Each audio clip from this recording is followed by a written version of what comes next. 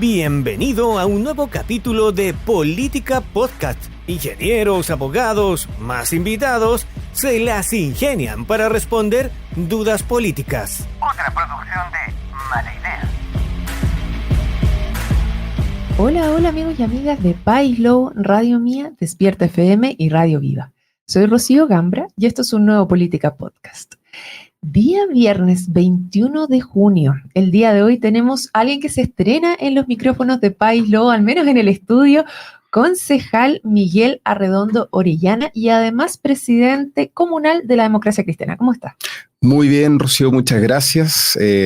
Como tú bien dices, hace poquito asumí la presidencia de la Democracia Cristiana. Soy militante, evidentemente, desde el año 2017.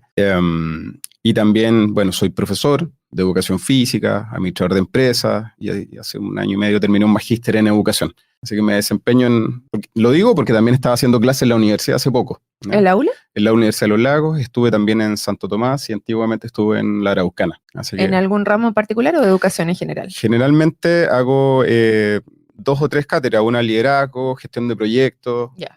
Me muevo por ahí. Por distintas áreas. Sí. Y dentro del consejo, también primer periodo aquí en Osorno. Así es, vamos a cumplir 3 años el 28 de junio, porque esta elección se pospuso, ¿verdad?, por pandemia, así que este va a ser un periodo más breve, de 3 años, 6 meses, y los primeros 3 años los cumplimos ahora recién. ¿Qué te ha parecido estar en el consejo? ¿Era como lo esperabas?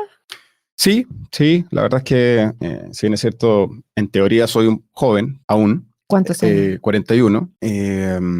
He trabajado en municipios antes, por lo tanto conocía las dinámicas de los consejos, más o menos manejo los temas que se ven en consejo, porque no todos los temas se ven en consejo. La gente a veces tiende a pensar que vemos todos los temas del municipio y la verdad es que no, vemos solo aquellas licitaciones de 500 UTM hacia arriba y otros temas de interés social y local, algunas modificaciones presupuestarias, etcétera, pero no vemos todos los temas. Entonces, el conocimiento previo que uno tiene te permite también visualizar otras problemáticas que vas percibiendo. Y desde ese punto de vista, para mí no es una sorpresa el trabajo del concejal.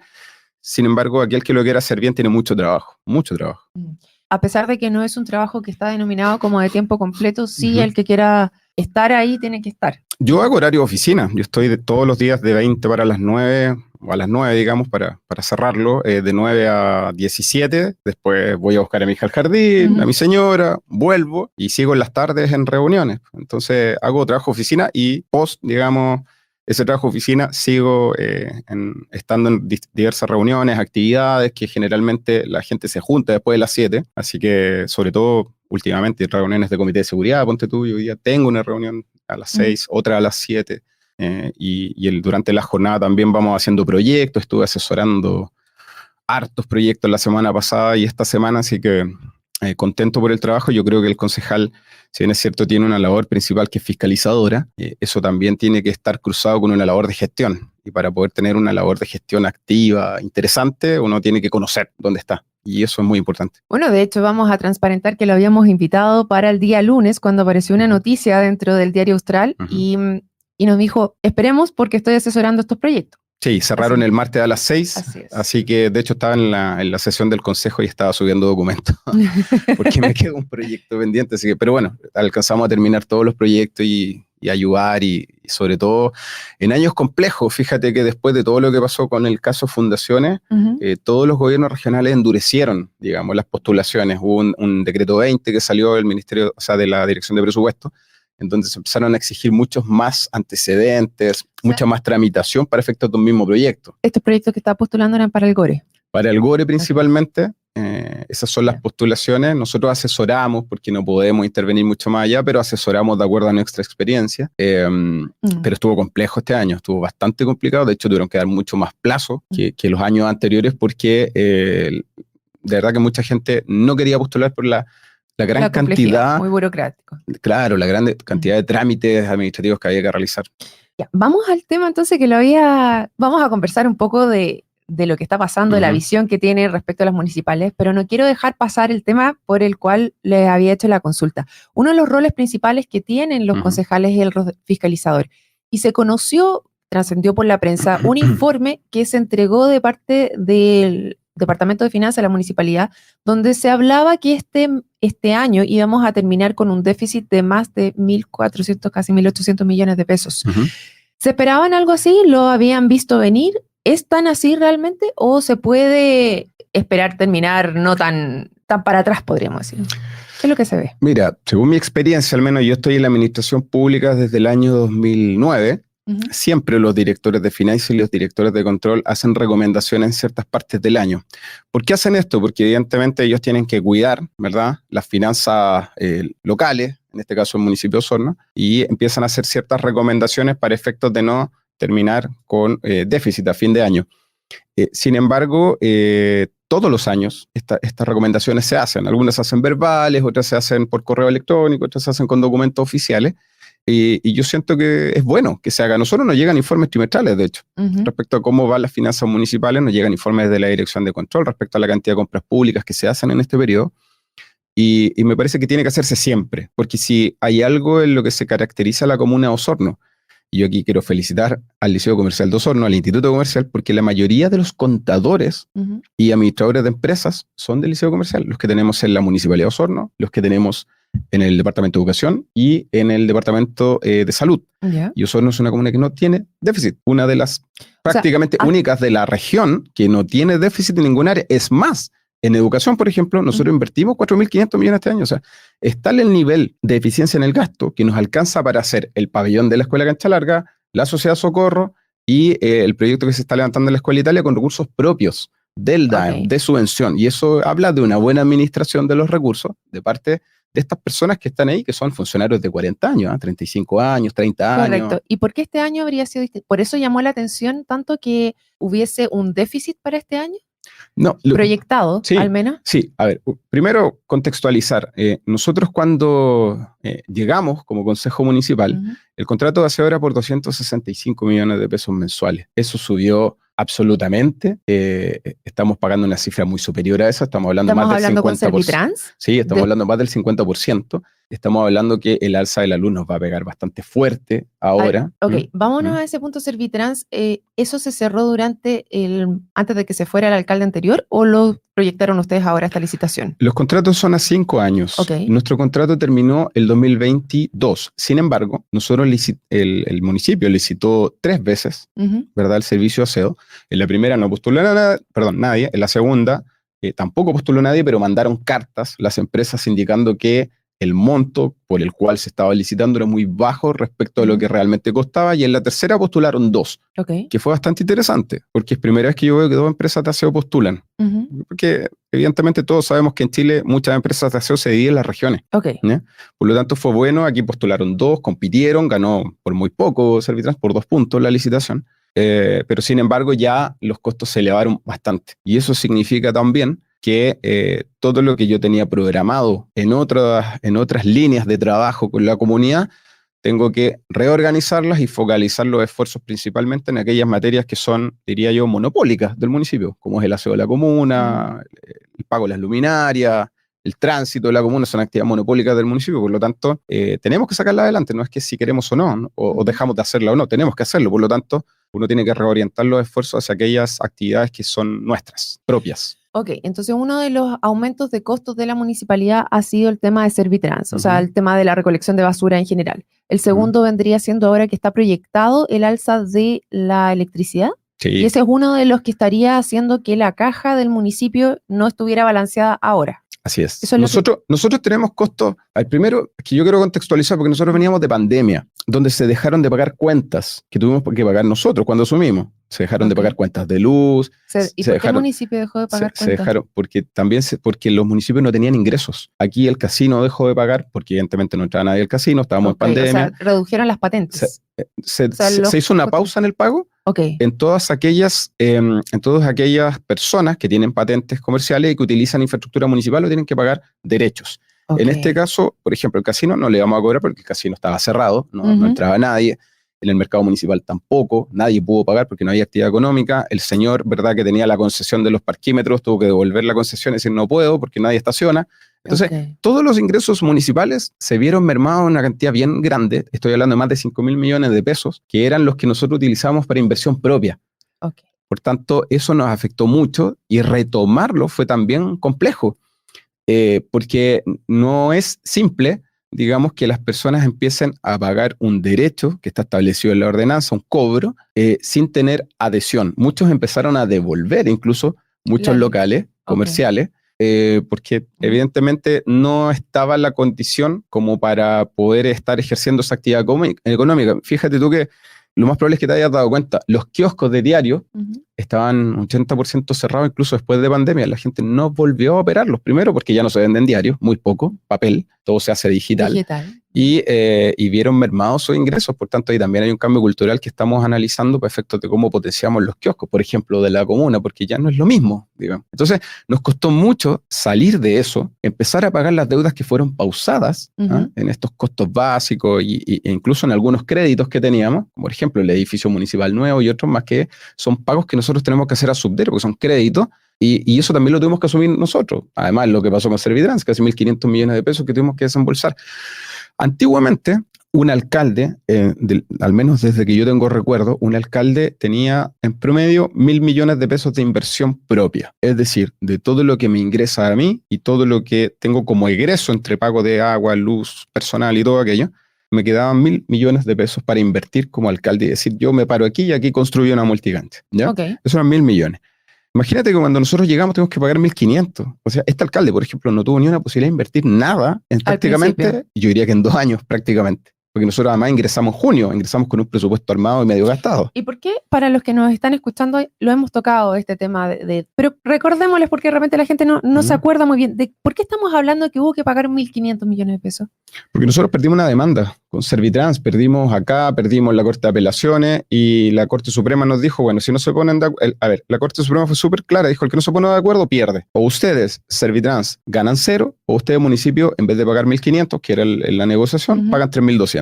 Entonces, el riesgo era tan alto, porque además perdimos las 2 primeras instancias, que evidentemente no había muy buenos presagios para poder ganar en la Corte Suprema. Si habíamos perdido 2 instancias previas. Pero podría haberse seguido en la Corte Suprema. Claro. Y podríamos haber pagado el doble. Pero era un riesgo era una opción que se tomó. Pero perdimos 3-0 en la Corte de Apelación, entonces. Ya. No, no teníamos. Y la instancia estaba dada porque había un contrato que se firmó que se quedó inválido. Y de ahí se agarró la empresa, ¿no? Aquí el municipio de Osorno emitió un informe en el año 2000, puede que me equivoque, 2019-2020, en el cual el municipio le indicó en ese entonces al intendente regional, porque el municipio no se manda solo, digamos, el mandante era el gobierno regional, el dueño del contrato, digamos.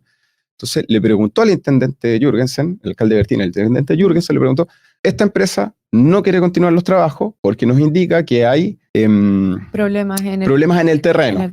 Deslizamiento, precisamente, esa era la palabra, deslizamiento de terreno, y no quieren continuar, se cumplen las condiciones para resiliar el contrato. El intendente emite un informe, que es el número 300, y le dice, perfecto, resilie. Y acá resilien. Y ahí parte esta demanda de Servitrans contra el municipio por incumplimiento de contrato. Entonces, cuando a mí me dicen, perfecto, ¿a ustedes perdieron la demanda? Sí, pero no nos mandamos solos. Aquí hubo una autorización de quién pone el dinero, de quién hizo el proyecto. Ojo, porque los rellenos sanitarios en Chile no fueron proyectos municipales, fueron proyectos de Estado en convenio con el Banco Alemán. Por tanto, aquí hay una responsabilidad que es mayor y la cual nosotros vamos a perseguir ahora. Pero fue aprobado también en el Consejo Municipal. Claro, porque la licitación se hizo acá. Pero finalmente los que tenían la palabra para decir si sí o no era el Consejo Municipal. Aquí el Consejo de la época, exacto. Pero nadie se hubiera negado a tener un relleno sanitario. Bueno, si no cumple con las condiciones, todavía no lo tenemos, ¿no? Entonces, han pasado cuántos años y todavía no tenemos un relleno y seguimos con el mismo problema. Lo que pasa es que, claro, cuando uno lo pone en contexto, a ver, pongámonos en contexto, ¿cuántos proyectos grandes fallidos tenemos en la provincia o en la comuna? ¿Proyecto fallido el relleno? ¿Cuál otro? Bueno, hay un proyecto grande. Fallido. ¿Que no se haya hecho? No, fallido. Digamos que después de ingenierías y de todo un proceso no se hicieron. Es un proyecto fallido. El relleno es un proyecto fallido. Bueno, también estaba supuestamente acá, debía haberse hecho la conexión de Pilauco hacia Ovejería también y se echó para atrás por el humedal. Claro, pero eso es legal. No es fallido porque falló algún cálculo o el terreno no cumplía o no tenía las condiciones. Entonces, ¿a qué quiero llegar? Con el hospital de Puerto Octay tenemos un problema también con el puente, que tampoco se ha construido porque las empresas se han quedado atrás, tuvimos problemas de empresas que quiebran. A lo que voy es que, a ver, en promedio, Ujú. Esto es como cuando uno dice, no, los motores los construyen mal, han fallado 3 de 300, ¿ya? Y todos Eran aquellos, dos bastante grandes todos aquellos que hemos hecho alguna vez una investigación sabemos que hay un margen de error, evidentemente. Entonces, no sé, yo podría decir el aeropuerto de Berlín, pues, en Alemania, y alguien me dice que los alemanes no fallan, ¿cierto? El aeropuerto Bueno, de los Berlín no trenes funcionó también llegan nunca. tarde. Entonces, siempre, o sea, no siempre, pero evidentemente en algún momento, lamentablemente, ocurren estas cosas, Ujú. ¿ya? En este caso nos tocó a nosotros, lamentablemente, pero yo creo que Se asume la pérdida, se hace la pérdida. claro, desde lo que nos pasó en adelante tenemos que empezar a sumar. Yo siento que se perdió, es doloroso, es bastante doloroso, pero tenemos que tratar de no cometer los mismos errores. Y me meto, digo, tenemos que tratar. Yo no estaba ahí, no tengo nada que ver Claro, con eso, pero asumo que la función pública también tiene que ver con eso, de no descartarse de nada y decir, no, yo no estuve, yo no participé, yo no. Yo siento que aquellos que estamos en política tenemos que tratar de prestigiarla y no lo contrario, digamos. Y eso se hace también con responsabilidad. O sea, es un tema, porque también lo traía a colación por los 1.500 millones, porque es importante para saber cómo parte esto, pero también porque han habido declaraciones de parte de un candidato, actualmente exalcalde, que decía yo no hubiera pagado nunca esto. Entonces también es interesante saber cuáles son las distintas, como el criterio que está ocupando cada uno para saber si se avanza o no se avanza dentro de cada uno. Él dice simplemente, yo hubiera seguido hasta la última instancia para nunca haber pagado nada.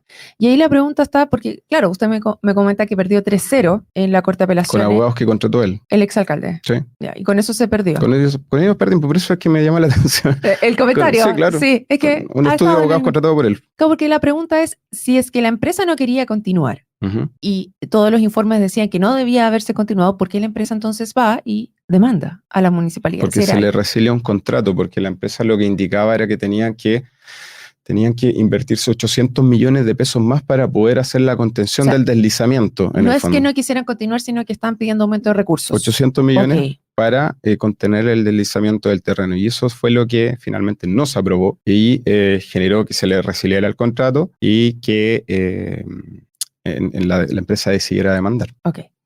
Bueno, vamos entonces y sigamos con lo que habíamos conversado anteriormente. Parten ustedes desde abajo, o sea, con una deuda que pagar sin ingresos por temas de pandemia, y ahora actualmente la municipalidad está teniendo problemas de caja si es que no se toman algunas consideraciones como lo está señalando el Departamento de Administración. El municipio no tiene problemas de caja. Problemas de caja es no tener dinero. El municipio lo tiene. Si lo que sucede es que al nivel de gasto que se tiene, eso fue lo que dijo el director de finanzas, al nivel de gasto que se está teniendo, evidentemente si seguimos en esa misma lógica podríamos tener un déficit. Okay. Ahora el director de finanzas, el mismo que expuso este martes en consejos, dijo que él es una advertencia que hace siempre y que en el fondo lo hace para que se puedan reducir ciertos gastos y que esto al final del ejercicio implique que no tengamos un déficit. Pero nosotros todos los años tenemos un saldo inicial de caja de 4.000 millones de pesos. Correcto, pero en abril veíamos un aumento de gasto que eran alrededor de 6.000, o sea, estaba muy por debajo, muy por sobre lo que se iba a percibir ese mes. ¿Por qué hubo tanto gasto en abril? No, lo que pasa es que nosotros tenemos distintos gastos en distintos meses y no todos los meses es lo mismo, tampoco percibimos todos los meses lo mismo. De hecho, en octubre nos llega mucho dinero también de evolución de tesorería por efectos de las patentes, por ejemplo, de los autos, digo, de los permisos de circulación, mejor dicho.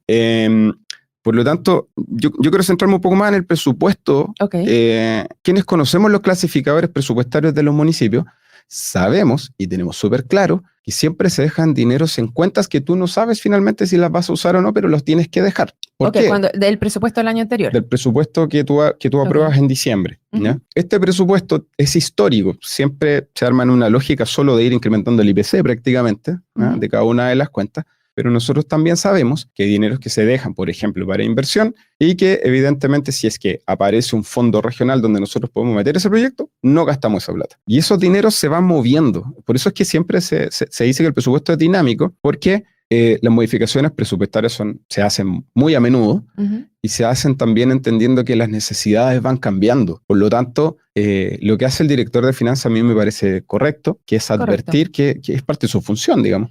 Que me parece que es advertir y que el municipio debiera, como él lo plantea en el oficio, y menciona 11 puntos en los cuales uno podría echar mano para efectos de poder recaudar más, ¿cierto? Porque pero aparte también con disminuir. Con disminuir, claro, y otro para recaudar más, exacto. Claro. Y lo que ponen en el número 1 es horas extra, Exacto. que es algo que también hemos conversado varias veces Exacto. y que se ha hablado aquí en el, Ujú. en el programa y en distintos lados respecto a la cantidad de horas extras que está pagando el municipio. Y llama la Claro. atención que lo ponga primero. ¿Eso es porque está muy alta la cantidad de horas extras que se están pagando en el municipio? No, es porque es el más fácil de echar mano, digamos. Es muy simple, es como una instrucción y se hace, pero los otros son más complejos porque por ejemplo, hasta el año pasado solo el 20% de los que debieran pagar derechos de aseo lo pagaban, solo el 20%. Entonces, con la nueva ley, respecto al pago de los derechos de aseo, evidentemente que hay una cobranza que hay un aumento, y eso también va a generar un aumento presupuestario. El municipio contrató el año pasado, 2022, el municipio contrató una asesoría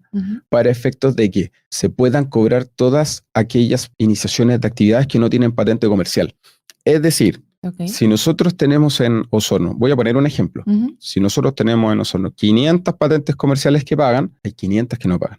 Hay 500 iniciaciones de actividades que no pagan. Por ejemplo, de los que venden desde sus casas que deberían estar pagando patentes. No. ¿Alimentos y ese tipo de cosas? No, son otros. Incluso son comercios que están vendiendo abiertos y no están pagando. ¿Ya? Hay distintas actividades económicas que debieran tener una patente municipal y que no la sacan. Ahí faltan fiscalizadores para poder hacer ese juego. Y el municipio contrató una empresa, y yo entiendo que eso va muy bien. ¿Ya? Se pretenden recuperar una cifra no menor, digamos más de 10.000 millones de pesos se pretenden recuperar por ese efecto. Están recién comenzando, por tanto yo entiendo que van por sobre los 500 millones recuperados, y son recursos que evidentemente el municipio tiene que cobrar, porque son legales, no son ilegales, son legales. Por tanto, es una de las medidas más interesantes, encuentro yo. O sea, para poder cubrir ese déficit de aquí a fin de año, una de las consideraciones que se está tomando principalmente es aumentar la recaudación de las patentes que no se estarían pagando. Sí, hay un número elevado de patentes que no se pagan, que solo tienen iniciación de actividades, pero nunca sacaron patente comercial. Eso es uno. Otro es lo de las horas extras, como lo mencionabas tú. O lo tercero es no cambiar de grado funcionario para efectos de que no se gaste más en personal, pero eso está normado también. No se puede pasar del 42% del presupuesto, por tanto, eso está súper normado, ¿ya? Y otras medidas que tienen que ver también con que son medidas que a uno le duelen, pues, que es subir, por ejemplo, el cobro de los locales comerciales, por ejemplo, de las instalaciones que posee el municipio. Claro, lo que llama la atención, y aquí voy a ser el abogado del diablo, lo que la mayoría de las personas piensa cuando lee el comentario, es decir, en un año electoral, el municipio se está yendo en contra inicialmente. Entonces estamos hablando de aumentar la recaudación, pero hay temas también que se pueden estar mezclando con pero si nosotros tema electoral, ¿o no? Claro, lo que pasa es que hago la pregunta exacto, porque es como sí, ahí no hay culpa, digamos. Claro, pero ahí hay que hacer el análisis más profundo. Por ejemplo, hace poquito se mostraron todos los camiones de la concesión Nueva Aseo en la plaza, hace un mes atrás, pero ahora ya pagamos casi el doble. Entonces, ¿A qué se refiere? Perdón. Me refiero a que los contratos comenzaron ahora, este año. ¿Este año? Empieza el nuevo contrato. En mayo comenzó el nuevo contrato de aseo, que es el que se lleva el contrato más grande que tiene este municipio, el contrato de aseo. Por tanto, parte este año, pero partió en mayo. ¿Te fijas? Entonces, hay cosas... Pero ese contrato quedó establecido ya desde el presupuesto anterior, ¿o no? No, de este año. Entonces, esa es una problemática, porque nosotros, independiente que siempre licitamos y ponemos topes, yo no sé por qué digo licitamos, yo no licito, pero bueno, cuando parezco funcionario, pero no lo soy. Pero es el presidente de la democracia cristiana y es su alcalde, así que... Mucha camiseta, demasiado. Entonces, cuando se licitan los contratos, en este caso el de aseo, se ponen topes a las licitaciones porque el municipio dice, no puedo pagar más porque no tengo más. Pero cuando nadie postula y la única alternativa que te queda es hacerle una prórroga al que está, y el que estaba ahí te manda una cotización elevada, ¿qué puedes hacer? ¿Y eso fue lo que pasó? Eso fue lo que pasó 3 veces, porque la empresa 3 veces tuvimos que prorrogarles el contrato porque nadie postulaba en las licitaciones. ¿Y eso es porque las licitaciones están muy bajo por lo que está pagando el mercado? ¿Qué es lo que están viendo? Porque les pasó lo mismo también en el tema de los estacionamientos, que también ya van 2 veces que la licitación queda desierta. Se hicieron 2 análisis. Uno, yo creo que son 2 situaciones distintas, las voy a explicar. El primer análisis es que se hizo desde el costo del petróleo en adelante para efectos de la licitación del aseo. Sin embargo, las empresas insistían en cobrar un costo más elevado. Ante eso, a nosotros no tenemos ninguna otra opción. cumplimos con la ley, licitamos 3 veces, incluso la ley nos dice que licitemos 2 y a la tercera vamos a una privada. No, volvimos a licitar por tercera vez. Y ya ¿aumentando los costos o aumentando el presupuesto, sin embargo, siempre estaban por sobre. Y ya en la última, ya se pudo adjudicar por fin. Pero eso significa que ese delta, digamos, que se pagaba antes y que se paga ahora, nos quita mucho presupuesto para hacer otras cosas. Y en entre medio de estas 3 licitaciones, que esto se debió haber adjudicado el 2021, se terminó adjudicando este año, hubieron 3 aumentos de contrato a la misma empresa, sabiendo ellos que a quién más le vamos a contratar, si instalar una faena de una flota de camiones, con todo lo que eso requiere. Nadie va a venir a instalarse por 6 meses con un aumento de contrato. Entonces ellos saben que tienen el sartén por el mango en aquel aspecto. Por lo tanto, nos subieron los costos desde lo que pagábamos cuando terminó el anterior contrato de 5 años versus los aumentos de contrato, siempre nos fueron subiendo, porque saben y tienen claro... El costo de entrar es muy alto. Exacto, el costo de entrar es muy alto. Y por eso es que se da una prórroga de un par de meses. Cuando alguien gana una licitación, se le otorgan 4 meses, 6 meses, 3 meses, depende, de plazo para que puedan traer los camiones de donde los van a comprar, porque no es que yo vaya a una licitación y tenga 18 camiones nuevos estacionados ahí porque viene una licitación. No, pues si me la gano los voy a buscar. Así funciona esto. Entonces, por eso se les da un plazo a las licitaciones grandes para efectos de que puedan tener también a la mano, digamos, todos aquellos insumos y herramientas necesarias para eso. Y lo de los estacionamientos es distinto porque eso está, en este momento, está atravesado con el proyecto de estacionamientos subterráneos. Entonces, eso genera incertidumbre en los proveedores porque el municipio lo licita a 6 meses, porque como 6... sí, yo estaba hablando de los estacionamientos subterráneos. De eso. Que eso es también 2 veces desierta. Claro, se declaró desierta nuevamente, la empresa volvió a cometer exactamente los mismos errores que la vez anterior, y yo diría que 2 más. Por eso no la adjudicaron. No, porque cometió los mismos errores, exactamente los mismos errores. Hubo empresas que postularon, pero no quedaron con el criterio para poder adjudicar el proyecto. Exacto, esta es una iniciativa de interés público que existe en Chile, en la normativa, que es muy similar a la ley de concesiones, que se ocupa bastante en Chile, pero esta se ocupa poco, la actividad de interés público. Son empresas que ven alguna falencia y hacen una postulación, ¿verdad? Y dicen, yo presento un anteproyecto. Esta empresa, la misma que postuló, lo presentó, por tanto, ella parte con un puntaje mayor a la hora de evaluar la licitación. No se le paga su anteproyecto, sino que es parte de un puntaje mayor. Y esa misma empresa ha postulado 2 veces. Obviamente que la que quiera postular se desincentiva porque ve que esa misma fue la que presentó el anteproyecto y evidentemente corre con una pequeña ventaja para efectos de la adjudicación. Aún así no cumple el criterio para poder... Aún así cometió los mismos errores que la vez anterior. A mí me llama profundamente la atención que una empresa que quiera postular a una licitación de esta envergadura siga cometiendo los mismos errores.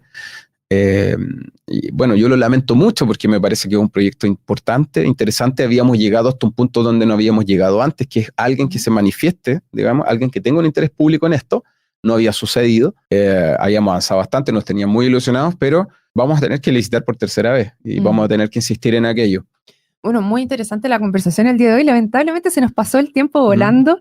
Concejal Miguel Arredondo Orellana, por conversar con nosotros el día de hoy. Le doy las gracias y le doy un último minuto para que se despida de nuestra audiencia. Nada, agradecido de la invitación. En lo que a mí respecta, particularmente yo siempre que acudo a estas entrevistas siempre lo trato de hacer con la mayor transparencia posible, pero también con los datos precisos, porque me parece que la construcción de la política pública también se hace con datos precisos y no todo lo contrario, digamos. Eso es lo que hace es desperfilar un poco esto, generar desconfianza, y al menos en mi caso, no hablo por los demás, en mi caso trato de hacerlo para que la gente entienda qué pasa con los procesos que muchas veces son incomprendidos, porque evidentemente no todos tienen por qué saberlo, pero que hay algunas explicaciones que son necesarias de dar y que evidentemente explican un poco las situaciones que ocurren. Pero bueno, mencionar solo eso, agradecer la invitación y disponibles para cuando lo estimen conveniente. Bueno, muchas gracias, reitero, al concejal Miguel Arredondo Orellana de Osorno por venir a conversar con nosotros el día de hoy, y a todos los que se sumaron los dejamos invitadísimos a un nuevo programa del Política Podcast. Nos vemos. Llegamos al final de un nuevo capítulo de Política Podcast, donde ingenieros y abogados, más invitados, se las ingenian para responder dudas políticas. Nos puedes encontrar en Spotify, Google Podcast, iTunes o donde escuches podcast. Por supuesto, también en nuestro sitio web, sección podcast. feliz si compartes nuestro contenido y nos recomiendas. De antemano, muchas gracias y nos reencontramos en un nuevo capítulo de Política Podcast. Otra producción de Mala Idea.